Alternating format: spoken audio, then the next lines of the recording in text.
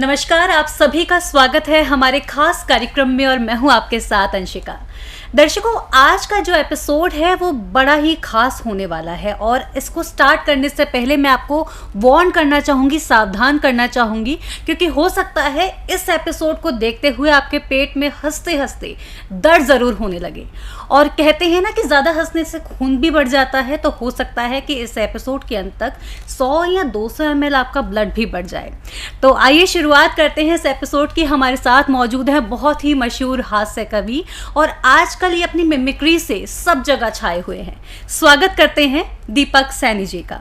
बहुत बहुत स्वागत है आपका। जी, आपका बहुत बहुत धन्यवाद और सभी को मेरा नमस्कार। तो दीपक जी, आपसे चर्चा को हम आगे बढ़ाएंगे। सबसे पहले मैं बेसिक्स पर आना चाहूँगी, आपके बारे में जानना चाहूँगी। पहले आप अपने बारे में हमारे व्यूअर्स को बताएं कि कौन है दीपक, किस तरह से ये जर्नी आपकी शुरू हुई। पहले स्टार्टिंग से आप अपने बचपन के बारे में थोड़ा बताएं। देखिए, मैं दिल्ली में ही पैदा हुआ हूँ। दिल्ली में मेरी पढ़ाई लिखाई हुई है और स्कूल टाइम से मुझे शौक था हंसने हंसाने का। हमारे स्कूल में 4th क्लास में जब मैं था तो हास्य कवि सम्मेलन हुआ था, तो वहाँ से मुझे लगा यार ये, क्योंकि मैं भी थोड़ा हंसाने का शौक बचपन से ही रखता था। मुझे बहुत बचपन में ये सेंस हो गई थी कि मैं भी हंसा सकता हूँ, हंसाता भी था क्लास में। तो जब हास्य कवि सम्मेलन मैंने देखा, उस समय तो कोई मोबाइल तो थे नहीं, हम बच्चे थे, हमारे घर में तो टीवी भी नहीं था बल्कि। तो मैंने देखा यार ये एक आदमी स्टेज पे खड़ा होकर माइक पे बोल रहा है, हज़ारों लोग हंस रहे हैं, तो ये तो बढ़िया काम है। मैं बहुत इंप्रेस हुआ। उसमें हमारे बहुत सीनियर कवि थे श्री अरुण जैमिनी जी, मैं उनसे बहुत इंस्पायर हुआ। मैंने कहा यार मुझे ऐसा काम करना है। उसके बाद फिर मुझे धीरे धीरे शौक लगा, मैंने और भी खोजना शुरू किया कौन कौन हंसाने वाले लोग हैं। कुछ की कैसेट्स मिली, कुछ का ये मिला, तो मैंने वो शौक मुझे वहाँ से डेवलप हुआ। तो मेरा एक टारगेट बना कि मुझे कवि सम्मेलन के मंच पे परफॉर्म करना, ये मैंने अपना एक टारगेट बना लिया। जी। तो मैं जहाँ रहता हूँ दिल्ली में शालीमार बाग में, वहाँ एक बहुत बड़ी रामलीला होती है, उसमें कवि सम्मेलन होता था पहले दिन। तो मैं वहाँ कवि जहाँ बैठे हुए थे कवियों के कमरे में घुस गया। मैंने कहा जी मुझे भी कविताएं सुनानी। बच्चा था मैं बहुत ज़्यादा, मैंने कहा मैं भी लिखता हूँ। कुछ नहीं था उस समय मेरे पास, लेकिन मैंने कहा मुझे शौक था। तो फिर वहाँ से अरुण जी से मेरी बातचीत शुरू हुई। अरुण जी ने मुझे पहला वहाँ पे मंच दिया। मुझे पहला मंच देने का क्रेडिट अरुण जी को जाता है। उसके बाद फिर अच्छा लिखने लगा, थोड़ा बहुत करने लगा। फिर लाफ्टर चैलेंज आया सन 2005 में, उसका मेरे पास फ़ोन आया। तो मैं उस समय बहुत छोटा था, मुझे इतनी भी समझ नहीं थी कि मुझे उसमें करना क्या है। ऑडिशन दिया तो ऑडिशन में सिलेक्ट होना ही नहीं था, क्योंकि कुछ करना आता ही नहीं था, तो सिलेक्ट कहाँ से होते। पार्ट 2 में मैं सिलेक्ट हुआ, उन्होंने मुंबई बुलाया। फिर वो 1 हफ्ते रख के भेज दिया कि छोटा इसको अगली बार बुलाएंगे। फिर पार्ट 3 में उन्होंने मुझे बुलाया, जिसमें कपिल विनर थे उस शो के। वहाँ उसमें जाने के बाद एक मुझे स्टैंप मिली कि भाई ये लाफ्टर चैलेंज में परफॉर्म करके आया है। उसके बाद वो प्रोफेशनलिज्म की तरफ हम लोग बढ़ते चले गए और मैंने खूब कवि सम्मेलन करने शुरू किए, अपने कॉमेडी शोज़ करने शुरू किए।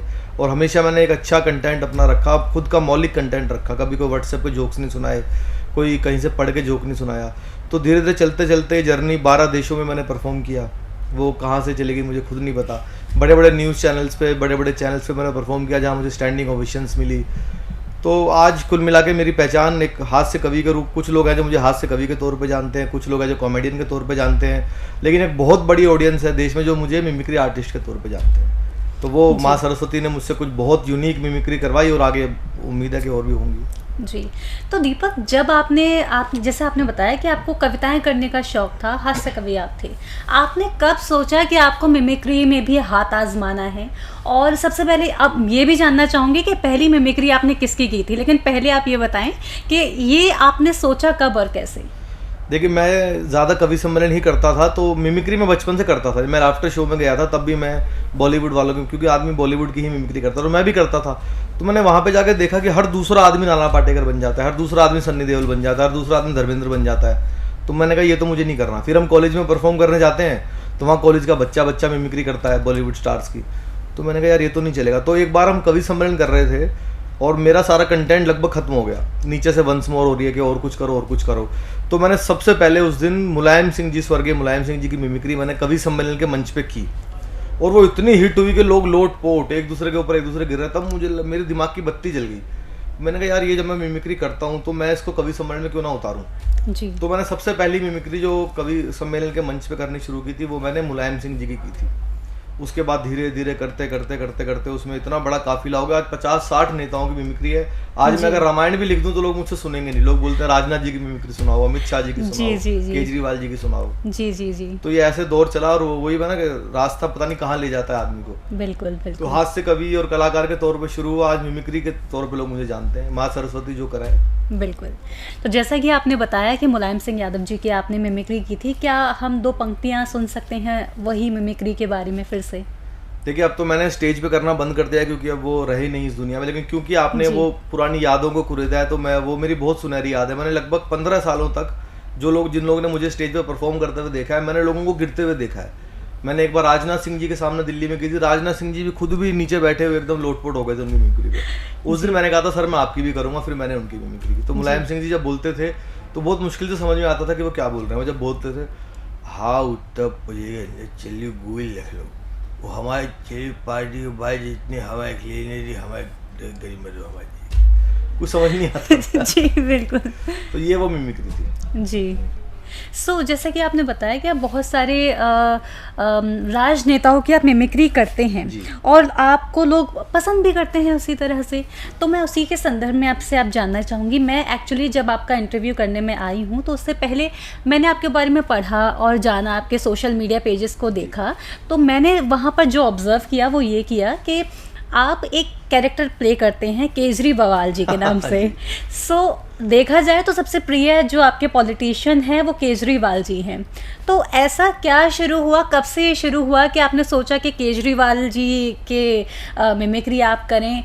वो कहाँ से आपको इंस्पिरेशन उनकी मिली और उसके बारे में भी थोड़ा जानना चाहेंगे। देखिए एक तो मेरे वो फेवरेट पॉलिटिशियन नहीं है बिल्कुल भी और मैं केजरीवाल जी की मिमिक्री तब से कर रहा हूँ जब से वो पॉलिटिक्स में आए थे। 2011 में जब उनका आंदोलन हुआ तो अन्ना हजारे जी की भी मैं मिमिक्री करता था, स्टेज पे करता था। लेकिन ये जो कैरेक्टर मैंने बनाया मफलर बांध के, ढीली शर्ट पहन के, वो अभी जब दिल्ली के अंदर नई आबकारी नीति लागू हुई, शराब नीति, तो हमारे घर के बराबर में मंदिर है, मंदिर के सामने शराब का ठेका खुला। तो हमने वहाँ प्रोटेस्ट किया तो शराब के ठेके वाले ने बताया कि भाई मैं तो बिजनेसमैन हूँ, मैं तो शराब का ठेका खोलना मेरा अधिकार है, आप सरकार को बोलो जिन्होंने लाइसेंस दिया, तो मैं क्या कर सकता हूँ, मैं तो सरकार को बोल नहीं सकता। जी। तो एक कलाकार होने के नाते मेरा ये फर्ज बनता है कि मैं अपनी कला में कुछ संदेश दूं जनता को। तब मैंने अपने घर पे वो मफलर बांध के और वो केजरीवाल जी का वीडियो बनाया था कि केजरीवाल जी शराब नीति को सही साबित कर रहे हैं।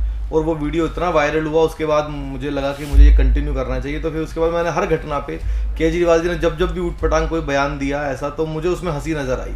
मुझे लगा यार इसमें तो बहुत बड़ा लाफ्टर छिपा हुआ है। तो मैंने मफलर बांध के उनके वो वीडियोस बनाए और वो कैरेक्टर मेरे मुंह से एक दिन ऐसे निकल गया, नमस्कार दोस्तों मैं अरविंद केजरी बवाल, वो मेरे मुंह से बवाल निकल गया। वही कैरेक्टर इतना हिट हो गया कि बस जनता का इतना प्यार मिल रहा है। आज मैं जहाँ भी जाता हूँ लोग मुझे पकड़ पकड़ के सर आप केजरी बवाल हो ना, सर आप केजरी बवाल हो ना। जी। तो बस वो चल गया। जी, तो हम सुनना चाहेंगे आपसे कुछ केजरी बवाल के बारे में या उनके लहजे में कुछ आप बोलें। हाँ, सबसे पहले तो मैं सबसे पहला ही आइटम आपको सुनाता हूँ जो मैंने एज ए केजरी बवाल बनाया। देखिए नेता वही होता है जो अपने हर काम को पॉजिटिव बताता है। तो गली गली में शराब का ठेका खुला, अब वो सपने में आए मेरे केजरीवाल जी और उनका नमस्कार दोस्तों मैं अरविंद केजरी बवाल, साथियों मैंने गली गली में शराब का ठेका खोल दिया है। और ये जितने भी नेता हैं उसका लॉजिक नहीं समझते, उसके पीछे की साइंस नहीं समझते ये लोग, बड़ा फ़ायदा है उसका। मैंने सर क्या फ़ायदा है? पहले आदमी को शराब पीनी होती थी, वो कोई किलोमीटर दूर जाता था, पी के गिर जाता था, कोई बचाने वाला नहीं मिलता था। आज आपके घर के बराबर में खुलवा दिया है। अगर आप पी के गिर जाते हो तो कोई चाचा नाना मामा कोई ना कोई तो आपको बचा लेता है। कितना फ़ायदा है। मेरी नानी कहा करती थी कि बेटा जब भी कभी राजा बन जाना सबकी दवा दारू का ध्यान रखना। तो मैंने दवा दारू का ध्यान रखा। दोस्तों पहले आधा देश अंग्रेजी नहीं बोल पाता था, अब गरीब रिक्शा वाला भी जाके बोलता है मुझे ये वाली दे दो, मुझे ये वाली दे दो, मुझे ये वाली दे दो, नाम बताता है वो अंग्रेजी के नाम बताता है। यमुना की बदबू का जिक्र चलता है, यमुना मैया में बदबू हो गई, यमुना की गंदगी इतनी फैल गई, मैं इतने शराब के ठेके खुलवा दूंगा दोस्तों कि यमुना की बदबू कम हो जाएगी, दारू की बदबू उठेगी पूरी दिल्ली के अंदर। तो ये सब सटायर है, व्यंग है जो मैं अपनी सरकार पे कर रहा हूँ और हर कलाकार को करना चाहिए। उनका एक वो बहुत पूरे देश में विज्ञापन है कि हमने दिल्ली में 500 नए स्कूल खोल दिए। मैं दिल्ली में पैदा हुआ, दिल्ली में पढ़ा हूँ, मैंने एक दिन सपने में पकड़ा उनको, मैंने भाई साहब मुझे 500 स्कूल गिनवाओ। अब वो मुझे बिल्डिंग के सामने ले गए, साथियों देखो एक बिल्डिंग तो ये है। मैंने कहा सर एक हो गई, 500 बताओ। इसमें सुबह लड़कियां पढ़ती हैं, शाम को लड़के पढ़ते हैं, 2 ही हो गए। मैंने कहा जी 2 ही हो गए, 500 बताओ। आप किसी भी क्लास में जाओ, कोई बच्चा ये नहीं बोल के आता घर पे कि मैं क्लास में जा रहा हूँ, क्या बोल के आता है? स्कूल में जा रहा हूँ। यानी एक कमरे में 50 स्कूल बैठे हुए हैं दोस्तों, और ऐसे ऐसे 50 कमरे हैं कि स्कूल के अंदर, गिन लो कितने हो गए। मैंने कहा जी काफ़ी हो गए। स्कूल के सामने शराब का ठेका खोल दिया। मुझे भगवंत मान ने बताया कि एक अच्छा पैग लगा लो तो एक स्कूल के 2 दिखाई देते हैं, 2 तो ये वाले भी गिनने पड़ेंगे। साथियों ऐसे 500 बना रखे, कहो तो 1000 बना के दिखा दो। उनके 2 मंत्री जेल में पड़े हैं हमारे दिल्ली के, स्वास्थ्य मंत्री, शिक्षा मंत्री, तो सत्येंद्र जैन साहब जब जेल गए और ईडी सीबीआई उनसे पूछताछ करने जब जेल गई तो उनका बयान आया कि मेरी याददाश्त चली गई, मेमोरी लॉस हो गया, उन्होंने कुछ बयान दिया ही नहीं, मैं सब कुछ भूल गया। तो केजरीवाल जी का बयान, नमस्कार दोस्तों, मेरे एक मंत्री को उठा के ले गए सीबीआई वाले, उठा के ले गए और उसकी याददाश्त चली गई दोस्तों, उसको बस इतना याद है कि मेरी याददाश्त गई है, बाकी सब भूल गया वो। और वो झूठ नहीं बोल रहा, मेरे सामने गई है याददाश्त उसकी, मैंने खुद देखा है उसकी याददाश्त को जाते हुए, ऐसे गई है, ऐसे हरे रंग की थी, मैंने खुद देखा है। अब मेरी मोदी जी से अपील है, जल्द से जल्द ढूंढ के ले आए उसकी याददाश्त को, और सत्येंद्र जैन को भारत रत्न देना चाहिए। मैंने कहा जी क्यों देना चाहिए, 1 साल से जेल में बंद है, मुंह नहीं खोला। ये है कैरेक्टर केजरीवाल। कमाल का कैरेक्टर आपने बनाया है। और इसके साथ ही साथ मैं इसकी आपकी एक और सराहना मैं करना चाहूँगी कि मैंने जितना भी आपके वीडियो कंटेंट जितना भी देखा, सब में बहुत ही संसदीय भाषा का प्रयोग किया गया है। भाषा का आपने इतना ध्यान रखा है कि कोई भी आपकी वीडियो को कभी भी सुन सकता है, कहीं भी सुन सकता है, विदाउट ईयरफोन के। क्योंकि आज के टाइम में बहुत सारे इस तरह के वीडियोस हम देखते हैं, कॉमिक्स हैं, स्टैंड अप कॉमेडियंस हैं जो इस तरह की भाषा का भी इस्तेमाल करते हैं कि जहाँ पर हमें फैमिली के साथ सुनने से पहले एक बार खुद सुनना पड़ता है अगर हम ऐसा कुछ सुनना चाहें तो आपने जो अपनी अलग एक लीग बनाई है, इसके बारे में थोड़ा बताएं, आपका क्या थॉट प्रोसेस है कि आपने कि हमें इस लीग पे नहीं जाना है आगे? देखिए, इस लीग पे चलने का सबसे बड़ा कारण है कि जब किसी बिल्डिंग के नीचे बुनियाद यदि मजबूत होना तो वो बिल्डिंग को कोई हिला नहीं सकता है।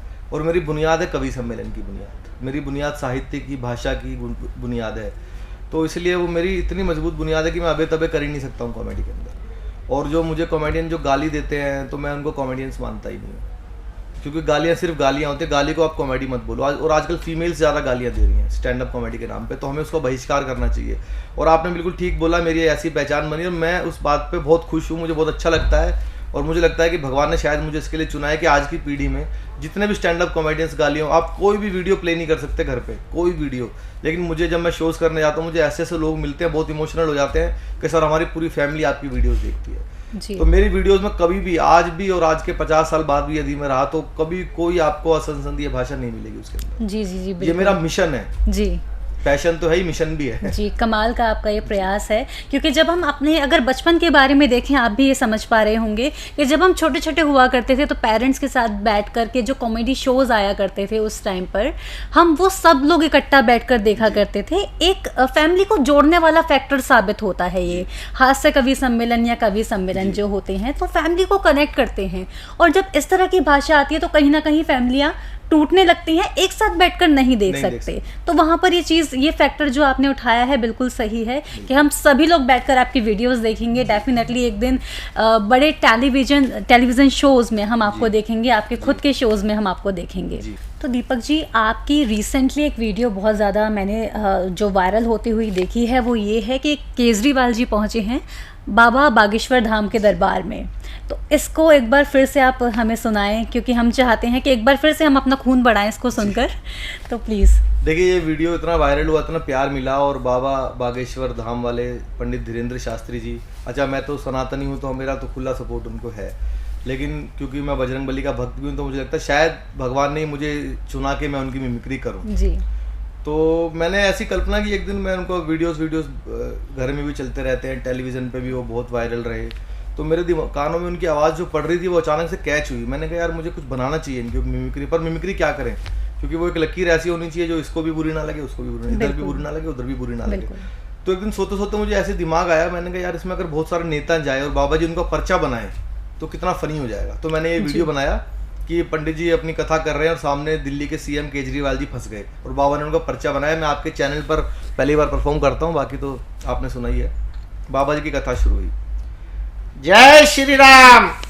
इस पंडाल के अंदर हमको एक आदमी दिखाई दे रहा है जो नीली और ढीली शर्ट पहन करके बैठा हुआ है, वे आ जाए, उनकी अर्जी स्वीकार की जाती है। सामने से आगे, बाबा जी नमस्कार, मैं दिल्ली का सीएम हूँ, एलजी मेरी बात नहीं मानता, मोदी मुझे 26 जनवरी पे टैंक नहीं चलाने देता।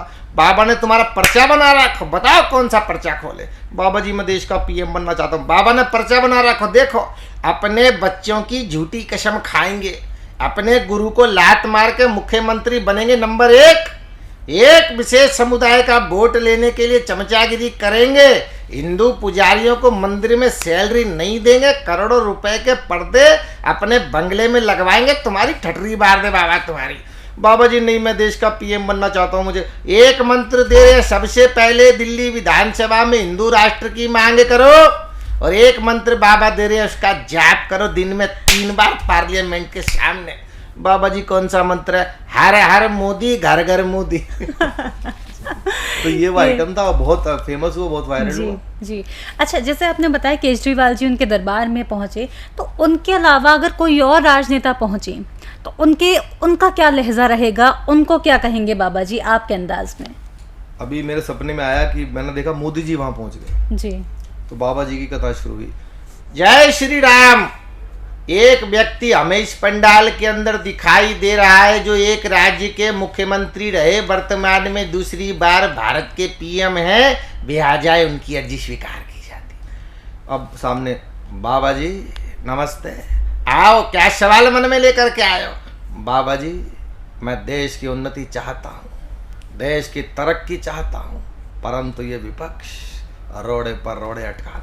बाबा ने तुम्हारा पर्चा बना रखो, देखो विपक्ष चुनाव से पहले संपूर्ण रोड़े अड़ाने का काम करेगा, इधर उधर मुद्दे भटकाएगा, पर बाबा ने लिख दिया पर्चों पे, आएगा तो आगे जनता खुद ही भल्लो फिलिंदी पिलाएगी। जी, कमाल की आप मिमिक्री करते हैं, बहुत अच्छा लगा। आपने मोदी जी के बारे में बताया, साथ ही साथ ये भी बता दिया कि अगली बार भी मोदी सरकार होने को है। मैं तो चाहता हूँ कि आए और आएंगे, बिल्कुल आएंगे। जी, मैं तो जी, खुला सपोर्टर हूँ। जी, तो अब इसके साथ ही ना, अगर राहुल गांधी जी फंस जाएं इस सिचुएशन में बाबा बागेश्वर धाम के दरबार में, तो फिर क्या स्थिति होगी? देखिए, राहुल जी का मैं ज़्यादा जोक्स राहुल जी पे इसलिए भी नहीं करता क्योंकि एक तो कॉमेडी में मेरे सीनियर हैं वो। अच्छा। लेकिन राहुल जी महान नेता है, वो कुछ भी जी। बोल सकते हैं वो, क्योंकि अभी उनको इतनी बड़ी जिम्मेदारी मिली भी नहीं है, तो वो कुछ भी कहने के लिए अभी उनको खुली छूट भी है, वो कुछ भी बोल सकते हैं। देखिए भैया, ये जो कॉमेडी है ये कैसे होती है, हाउ इज इट पॉसिबल? मैं आपको बताता हूँ अंशिका जी। कल एक बच्चा आता है मेरे पास, खुद आता है चाइल्ड, खुद सेल्फ, और पूछता है, मैंने उससे पूछा ये कॉमेडी क्या होती है? उसने कहा राहुल जी मैं भी यही जानना मेरा जवाब नहीं मिल रहा भैया, ये देश मेरा जवाब नहीं देता है। कल एक किसान आता है, राहुल जी हमारी फसल खराब हो गई। मैंने उनको बताया आप खुले में क्यों बोते हो, खुले में मत बोइए, इंडोर कीजिए इसको, खत्म भैया, टाटा, अब आएगा मजा। ये राहुल जी की मिमिक्री है। जी जी जी। राहुल जी की मिमिक्री कर लो, कितनी भी कर लो, सारा दिन कर लो, बड़ा मजा आता है करने में वो, क्योंकि ज्यादा दिमाग लगाना नहीं पड़ता। वो जैसे वो कुछ भी बोल सकते हैं, ऐसे हम भी कुछ भी बोल सकते हैं। मेरे बहुत फेवरेट नेता है, बहुत अच्छे आदमी है। जी जी जी। आपने शुरुआत में व्यंग भी कर सा उन पर के कॉमेडी में मेरे जी, सीनियर आपके हैं, बहुत सीनियर। बहुत अच्छी कॉमेडी करते हैं। जी जी जी। तो दीपक जी, बहुत आपकी मिमिक्री हमने सुनी है। मैं आपसे अब ये समझना चाहूँगी कि आप बहुत सारे राजनेताओं की मिमिक्री करते हैं, कि क्या आपको कभी किसी परेशानी का सामना करना पड़ा है? अभी तक तो करना तो नहीं पड़ा है। हाँ, सोशल मीडिया पे तो मेरे पास लगभग डेली 50-100 मैसेजेस आते हैं, जी खूब गालियों भरे जी मैसेज आते हैं, धमकी भरे मैसेज आते हैं। पार्टी के कार्यकर्ता होते हैं, आईटी सेल वाले होते हैं, या पता नहीं फर्जी आइडिया होते हैं, मुझे पता नहीं। लेकिन हाँ, किसी ने अभी तक आके सामने से तो कुछ बोला नहीं, जी। और सामने से बोलने की किसी की हिम्मत भी नहीं है कि हम कलाकार, अगर कलाकार देश में डरेगा तो देश कैसे चलेगा। बिल्कुल। बोलने की आज़ादी है पूरी। लोग बोलते हैं देश में बोलने की आज़ादी नहीं है, इंटॉलरेंस है। सबसे बड़ा सबूत तो मैं हूँ टॉलरेंस का। मैं डेली मंच पे खड़ा होकर भारत के गृह मंत्री जी की, भारत के रक्षा मंत्री की, भारत के प्रधानमंत्री की, दिल्ली के मुख्यमंत्री की, सबकी मिमिक्री करता हूँ। तो मेरे ऊपर तो अभी तक कोई प्रॉब्लम नहीं। तो इसका मतलब तो जितनी आज़ादी हमारे देश के अंदर बोलने की उतनी कहीं भी नहीं है। बिल्कुल बिल्कुल। तो दीपक जी, जैसे कि आप कमाल की मिमिक्री तो करते हाँ, हैं। एक बार मुझे, सॉरी बीच में रोक रहा हूँ। कोई बात। एक बार मुझे, क्योंकि मैंने 2021 में जब किसान आंदोलन चल रहा था, मैंने बताया ना, जो भी पॉपुलर होता है मैं उनकी मिमिक्री करता हूँ। जी, जी, मुझसे जी। हो जाती है, ईश्वर करवाता है। जी मेरे अंदर नया करने की इच्छा है। तो मैंने राकेश टिकैत जी की मिमिक्री की थी जब किसान आंदोलन था। उस समय तो मेरे पास ऐसे धमकियों भरे फ़ोन आते थे पूरे हरियाणा से, पंजाब से, पता नहीं यूपी से, कहाँ से, तुझे मार देंगे, उड़ा देंगे, काट देंगे, ये कर देंगे। लेकिन मैं कभी, मुझे मेरी कला पे इसका कभी असर पड़ा नहीं। हालांकि राकेश टिकैत जी ने खुद उसको वीडियो को लाइक किया। जी जी मैंने कहा भाई, जब वो खुद लाइक कर रहे हैं, और कला तो लाइक होगी ना। जी। तो क्या एक बार हम फिर से उसकी झलक हम यहाँ पर सुन सकते हैं? हाँ, मैं एक बिल्कुल छोटा सा। बिल्कुल सुनाता हूँ जी। वो मैंने आइटम बनाया था जब हमारी टीम वर्ल्ड कप से बाहर हो गई थी, क्रिकेट टीम पहले पाकिस्तान से हारी, फिर न्यूजीलैंड से हारी, वर्ल्ड कप से बाहर। अब सारा दिन 2021 में सुबह से लेकर रात तक राकेश टिकैत टीवी पे रहते थे जी। मैंने एक दिन सपने में पकड़ा, मैंने कहा भाई साहब हमारी टीम वर्ल्ड कप से बाहर होगी, क्या करोगे?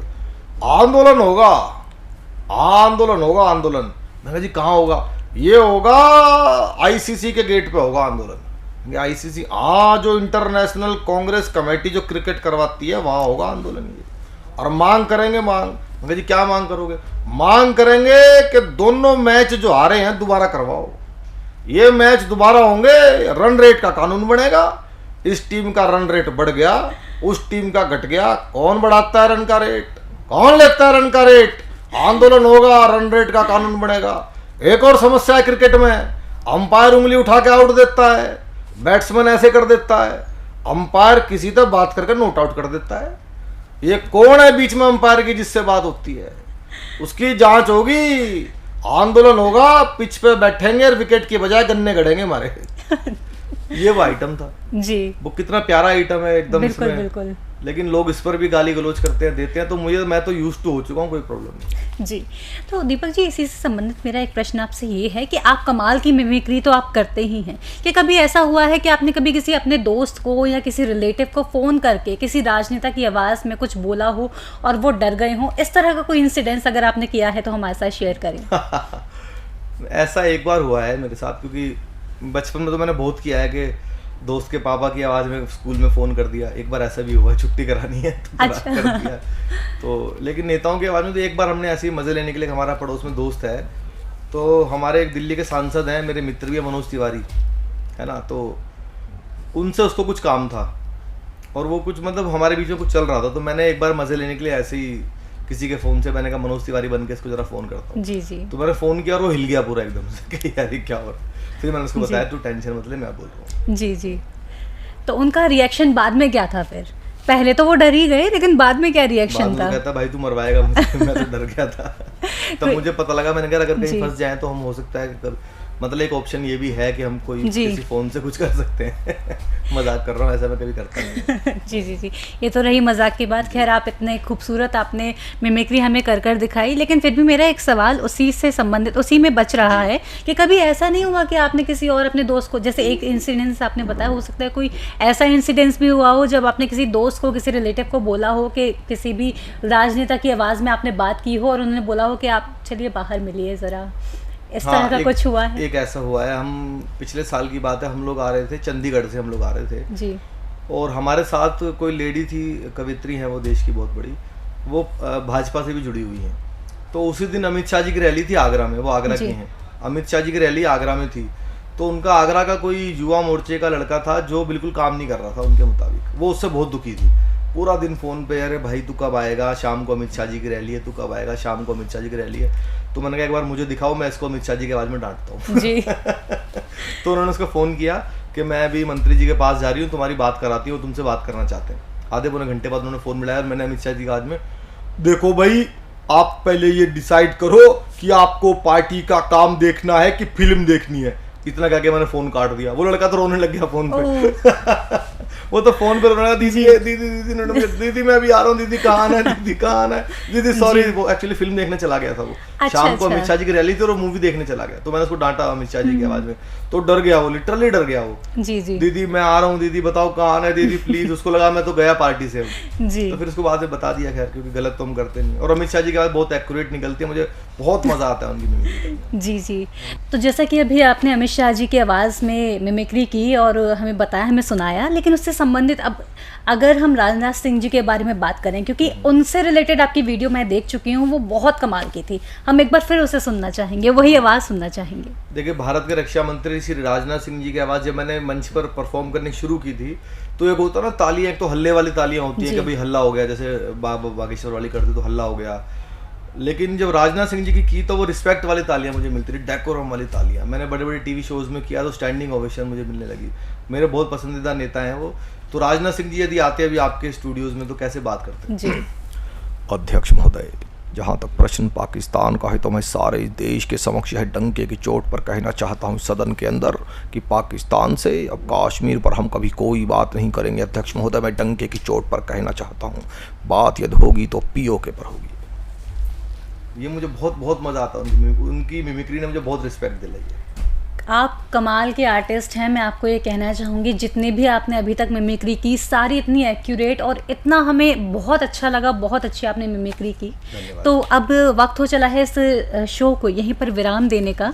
तो जाते जाते मैं आपसे कहना चाहूँगी कि आप हमारे व्यूअर्स को कुछ कहना चाहें राजनेताओं की आवाज़ में। देखिए, अगर कुछ नेता जो बच गए हैं, यदि वे आते हो कैसे बात करते हैं, बहुत सारे नेताओं की, लालू जी की मैंने मिमिक्री की, लालू जी आते, लालू जी तो आपको पता है कि जो भी कोई कॉमेडी करता है हमारे देश में, लालू जी पे उन्होंने जरूर कॉमेडी की है। वो जितना देश के काम नहीं आए उतना हमारे काम आए लालू जी। तो लालू जी आते तो आपको प्रणाम करता है लालू यादव। अंशिका जी बोलती है बहुत बढ़िया शो है, सबको देखना है, लाइक करना है, सब्सक्राइब करके दिखा बता।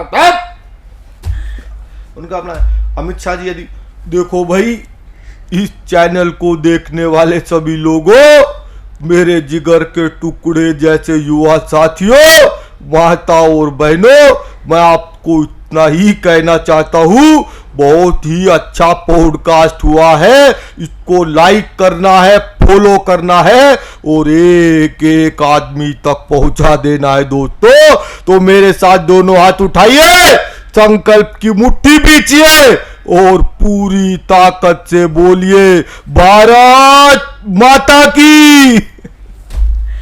बहुत कमाल का आपने मैसेज दिया और बहुत कमाल की मिमिक्री की। बहुत अच्छा लगा आपके साथ बात करके और आपकी मिमिक्री सुनकर। बहुत बहुत धन्यवाद आपका। धन्यवाद। तो दर्शकों, इसी के साथ इस एपिसोड में इतना ही। आशा है आपको आज का एपिसोड पसंद आया होगा और आज के एपिसोड के बाद आपका खून थोड़ा तो ज़रूर बढ़ा होगा। इसी उम्मीद के साथ लेती हूँ आपसे आगे, आपसे फिर होगी मुलाकात। तब तक के लिए मुझे दीजिए आज्ञा। नमस्कार।